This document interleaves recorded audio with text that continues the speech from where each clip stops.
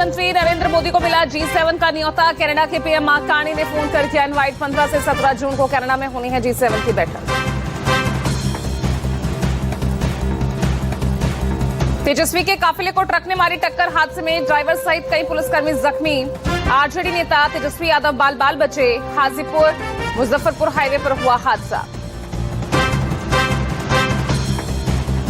Operation सिंदूर को आज 1 महीना पूरा। 7 मई को ऑपरेशन सिंदूर के तहत पाकिस्तान में 9 आतंकी ठिकानों पर हमला कर भारत ने 100 से ज्यादा आतंकियों को मार गिराया था।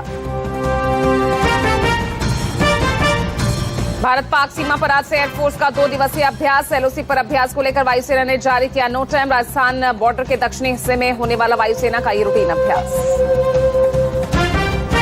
देश में आज मनाई जा रही है कुर्बानी का त्योहार ईद उल अजहा। प्रमुख मस्जिदों ईदगाहों पर अदा की जा रही बकरीद की नमाज।